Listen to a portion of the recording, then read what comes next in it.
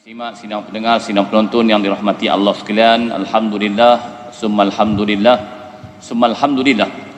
Kita panjatkan kesyukuran pada Allah Subhanahu wa taala diberikan kesempatan, keizinan pada hari ini, hari Jumaat Sayyidul Ayyam, penghulu segala hari, untuk sama-sama kita berada dalam satu majlis ilmu sementara kita menanti waktu Jumaat yang akan tiba insya-Allah pada tengah hari nanti. Kita isikan ruang yang ada sedikit masa ini dengan sedikit kuliah ataupun tazkirah yang berkaitan dengan kitab Mukasyafatul Qulub, iaitu menyingkap hati menghampiri ilahi, oleh Imam Al-Ghazali rahimahullah. Tuan-tuan dan puan muslimin muslimat yang dirahmati Allah sekalian, kita teruskan bacaan kitab ini dalam tajuk yang pertama, iaitu Al-Khawf, iaitu tajuk yang berkaitan dengan takut.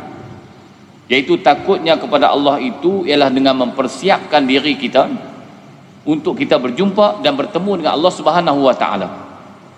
Ya ayyuhallazina amanu taqullaha wal tanzur nafsum ma qaddamas lighad wattaqullaha innallaha khabirum bima ta'malun.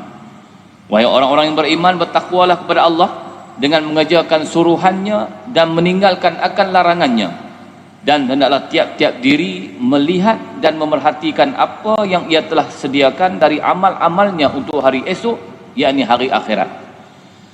Dan sekali lagi diingatkan, bertakwalah kepada Allah, sesungguhnya Allah amat meliputi pengetahuannya akan segala yang kamu kerjakan. Imam Al-Ghazali menyatakan dalam kitab ini berkaitan dengan orang yang bijak. Orang yang bijak itu dari segi jasmaninya ialah orang yang sedikit akan makannya. Orang yang bijak dari segi rohnya iaitu sedikit akan dosanya. Dan orang yang selamat akan agamanya ialah orang yang selalu berselawat pada Nabi Muhammad sallallahu alaihi wasallam. Jadi tiga perkara asas dalam kehidupan manusia, iaitu untuk mengekalkan kesihatan, pastikan kita memakan dengan makanan yang sedikit. Untuk memastikan keselamatan ruhiyah, kita perlu untuk mengurangkan dosa-dosa yang kita lakukan. Dan untuk keselamatan agama, maka kita banyakkan berselawat pada Nabi Muhammad sallallahu alaihi wasallam. Allahumma salli ala sayyidina Muhammad wa ala ali sayyidina Muhammad. Orang mukmin adalah orang yang takut kepada Allah dengan seluruh anggota badannya, sebagaimana dikatakan oleh Al-Faqih Abu Lais bahawa tanda ketakutan kepada Allah itu dapat dilihat pada 7 perkara. Untuk membuktikan bahawa kita ini benar-benar takut pada Allah Subhanahu wa taala, kita boleh lihat dari segi 7 perkara yang kita boleh mengukur tahap takutnya kita pada Allah, ataupun dalam bahasa sekarang disebut indikator. Kita ada indikator yang membuktikan kita takut pada Allah. Yang pertamanya, lidahnya. Indikator yang pertama untuk membuktikan bahawa kita itu takut pada Allah, yang pertama kita jaga akan lidahnya, iaitu mencegahnya dari berkata benda yang dusta, mengumpat, memfitnah, menipu, dan dari perkataan yang tidak berguna. Sebaliknya ia disibukkan dengan zikrullah, membaca Quran, dan menghafal akan ilmu. Jadi yang pertama sekali untuk melihat sama ada kita itu takut ataupun tidaknya pada Allah, tengok lidah kita. Walaupun lidah dalam mulut kita itu lidah yang kecil, lidah yang nipis, lidah yang tidak tajam, tetapi lidah itu mampu untuk menjadi racun, dan lidah itu juga mampu untuk menjadi pisau yang cukup tajam. Maka jagalah akan lidah kita. Sebelum kita bercakap, kita fikir akan apa yang kita nak cakap. Fikir dulu sebelum bercakap, jangan lepas cakap baru nak fikir. Sebab tu orang Melayu selalu sebut, kerana pulut santan binasa. kerana mulut badan binasa. Sebelum kita nak keluarkan apa jua bentuk percakapan, kita kena ada filter. Kena ada satu saringan yang mana kita menyaring dulu apa yang kita nak cakap. Dalam kepala kita ni kena saring dulu, sama ada aku nak keluarkan perkataan ini adalah baik ataupun aku nak keluarkan perkataan ini tidak baik. Maka disitulah kata Imam Al-Ghazali rahimahullah berkaitan dengan apa yang disebutkan oleh Abu Lais. Yang pertama sekali, jangan kita bercakap dusta, jangan kita bercakap bohong, jangan kita bercakap benda-benda menipu dan sebagainya. Jaga mulut lidah kita. Jangan mengumpat. Ini antara benda yang sedap. Ada benda yang sedap. Kalau orang Kedah ni dia kata apa? Antara benda yang sedap ni kata kat orang. Yang keduanya makan peri. Yang tiganya naik gerek turun gon. Yang ni tak ada dalam hadis lah. Tapi orang Melayu kita ni, orang kampung, dia kata ini antara benda yang sedap. Makin kita kata kepada seseorang tu, makin banyak idea, bercambahan idea. Makin kita sebut seseorang akan keburukan dia, makin kita sebut makin seronok. Yang sejengkai akan jadi sehasta, yang sehasta akan jadi 1 kilometer. Dia akan panjang. Maka mengumpat ni suatu yang cukup seronok, tapi risiko dia, kita mengumpat akan seseorang itu, hukumnya adalah berdosa. Jaga lidah kita. Memfitnah, menipu, dan perkataan yang tak berguna, itu adalah antara perkara yang ada kaitan dengan lidah kita. Sebaliknya, lidah kita ni apa yang perlu kita banyakkan, perlu kita sibuk zikrullah, subhanallah, alhamdulillah, Allahu akbar. Zikrullah ni tuan-tuan, apa yang kita buat, kita ingat pada Allah, itu nama dia zikrullah. Kita tengok pokok-pokok yang tinggi, macam mana buahnya yang cantik. Pokoknya tinggi, buahnya kecil. Pokoknya kecil, buahnya besar. Ini ciptaan Allah. Tuan-tuan pi tengok orang tanam temikai. Orang tanam temikai ni, dia punya pokok batang dia halui, tapi buah dia tu dia. Macam mana pokok halui tapi buah dia besar. Tuan-tuan pi tengok pokok jerin. Tuan-tuan pi tengok pokok jerin. Tuan-tuan pi tengok pokok petai.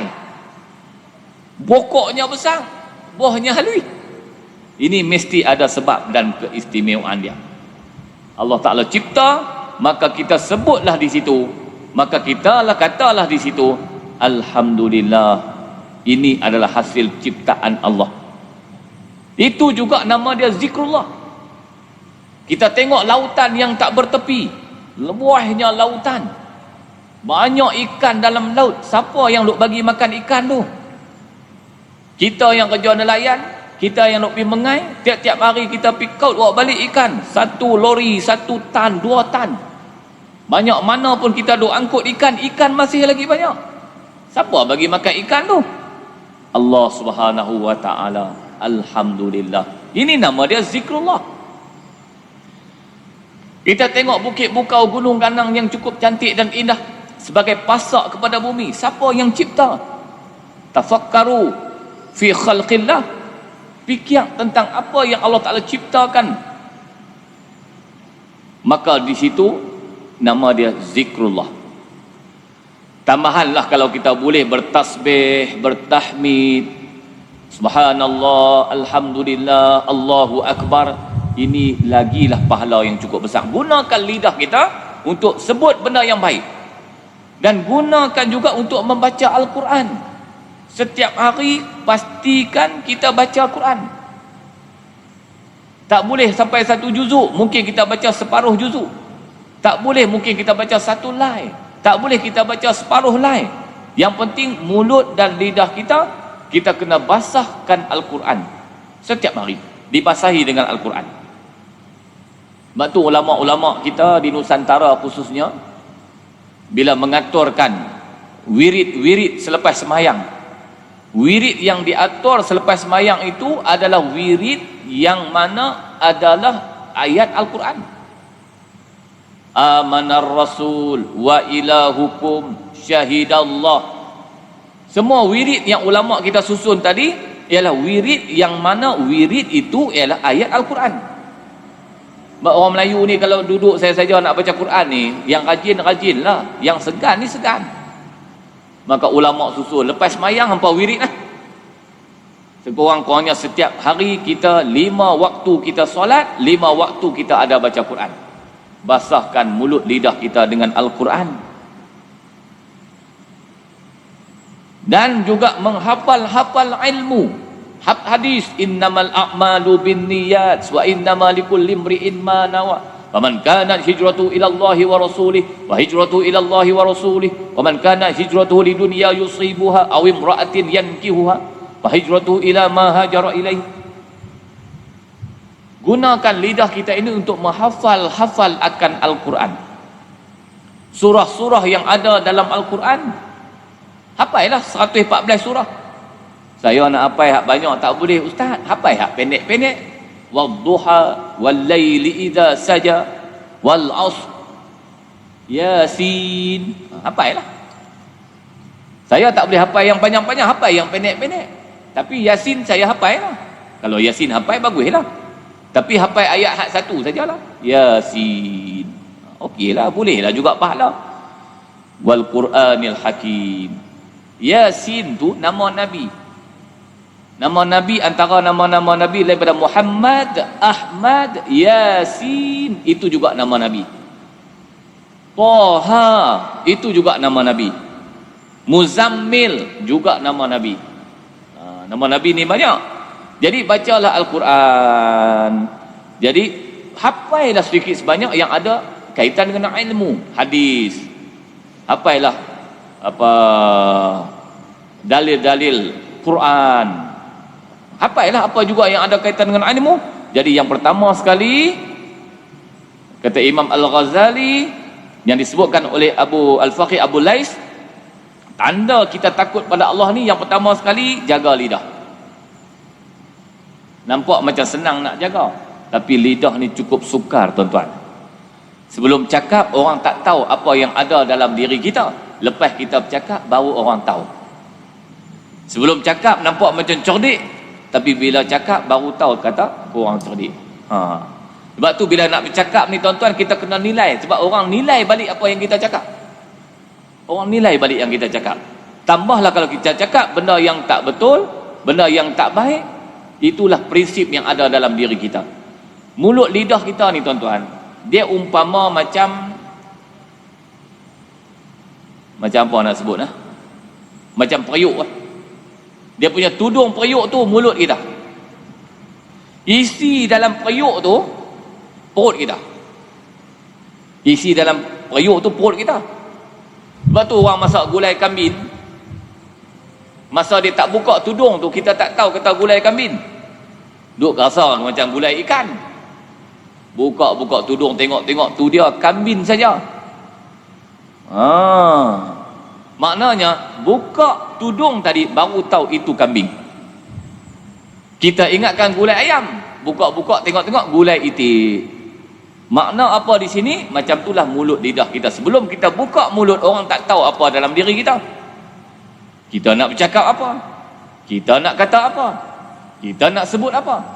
Tapi bila kita bercakap, setiap perkataan itu adalah merupakan gambaran apa yang ada dalam diri kita. Tambah-tambah kalau kita kawan dengan orang yang tak berapa baik, kita tahu mulut lidah yang tak baik itu sama dengan mulut lidah kita.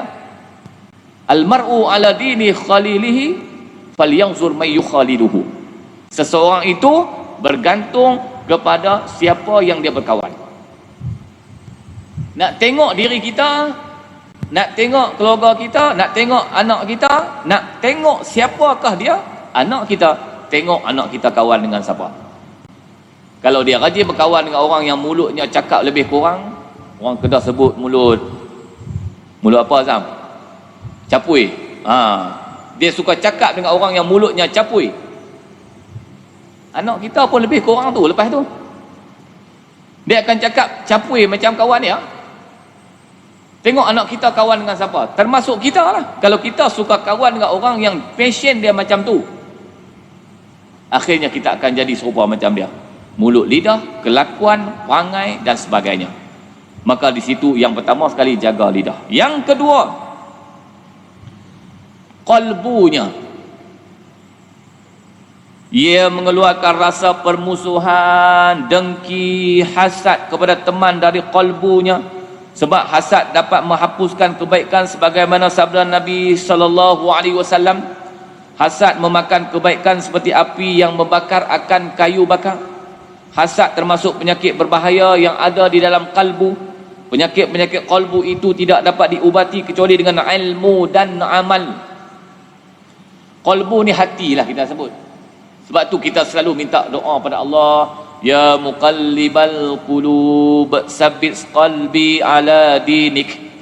Ya Allah yang sentiasa membolak-bolak balikkan hati, sabbit qalbi ala dinik, kekalkan hati kami itu atas agamamu ya Allah.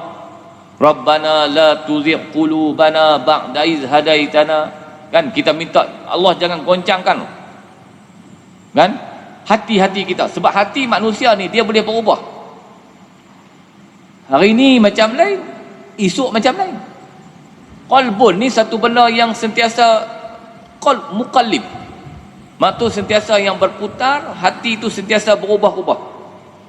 Ke kiri, ke kanan, ke atas, ke bawah. Ya muqallibal qulub sabbit qalbi ala dinik. Yang kedua nak kata Imam Al-Ghazali, kena jaga hati kita. Sebab tu bila kita sebut tentang kitab tasawuf ni tuan-tuan, kan dulu kita dah sebut 2 tahun lepas saya baca kitab, kalau tuan-tuan masih ingat, Profesor Dr. Hamka, Tasawuf Moden. Kita dah habis dah kitab tu. Sama ada tuan-tuan ingat ke tuan-tuan tak ingat ke, kitab tu habis dah saya baca. Habis dah saya baca. Ada yang saya baca saya ingat, ada yang saya baca pun saya tak ingat. Tetapi yang saya paling ingat apa kata Profesor Dr. Hamka dalam kitab tasawuf dia, dunia ini umpama seekor ular. Dunia ini umpama seekor ular. Apa maksud dunia ini umpama seekor ular? Di dalam badan ular itu ada racun, dalam badan itu ada penawar. Maka menjadi pilihan kita, sama ada kita nak mengambil dunia itu satu yang berbentuk racun, dosa, kemungkaran, maksiat, ataupun kita nak ambil yang berbentuk pahala, ganjaran, sawab daripada Allah Subhanahu Wa Taala. Jadi dunia ini kita nak dosa boleh, kita nak pahala boleh. Macam tu lah ular, kita nak ambil racun pun boleh, nak ambil penawar pun boleh. Kalau silap pilih racun lah kita, silap pilih dosa lah kita. Sebab itu antara benda yang saya ingat yang disebut oleh Profesor Dr. Hamka dalam kitab Tasawuf Moden yang kita dah baca 3 tahun. Saya ingat kitab tu baru habis 3 tahun. Ni kita dah mula minggu lepas kitab baru Mukasyafatul Qulub juga yang ada kaitan dengan tasawuf. Makasihlah kepada yang bahagia Sahibul Fadilah Datuk Syekh Roslan kita. Dia sebut tengah hari ini, hari Jumaat, kita guna kitab yang mana kitab itu yang bentuk penyucian hati, tasawuf. Tasawuf ni satu bentuk ilmu yang mana kita nak menyuci hati kita, nak mendekatkan diri kepada Allah Subhanahu Wa Taala. Antara tokoh yang hebat dalam Islam, ulama tasawuf, antara tokoh dia Al-Imam Al-Ghazali rahimahullah. Ini kitab yang kita duk baca ni. Kitab yang kita duk baca ni. Kan? 450504. 450504. Kalau kita tengok balik, saya pun kadang-kadang ingat, kadang-kadang lupa lah. Kan? Lahir betul pada tahun 450. 450 tahun. 450 tahun hijrah. Yang lahir. Hidup hanya 54 tahun. Hebat tuan-tuan, Imam Ghazali hidup 54 tahun tapi menghasilkan karya-karya kitab yang cukup berguna dan bermanfaat pada kita. termasuk kitab Ihya Ulumuddin, antara kitab-kitab besar yang dikarang oleh Imam Al-Ghazali rahimahullah.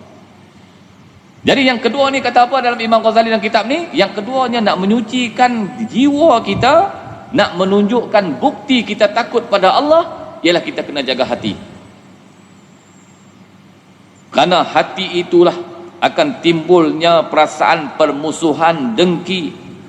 Hati itulah yang mana menyebabkan kebaikan kita akan rosak.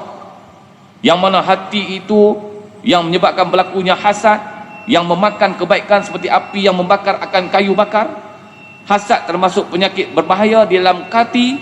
Penyakit kalbu itu tidak dapat diubati kecuali dengan ilmu dan dengan amal. Kecuali dengan ilmu dan juga dengan amal. Jadi jagalah hati kita. Ya muqallibal qulub, sabis qalbi ala dinik. Minta doa pada Allah. Jagalah hati kami ya Allah. Hati kami yang sentiasa berbolak-balik, sat-sat rajin, sat-sat segan buat ibadat, waktu rajin sungguh, waktu segan tak buat langsung. Jaga hati kita. Muslimin muslimat, hadirin hadirat, sidang pendengar, sidang penonton yang dirahmati Allah sekalian.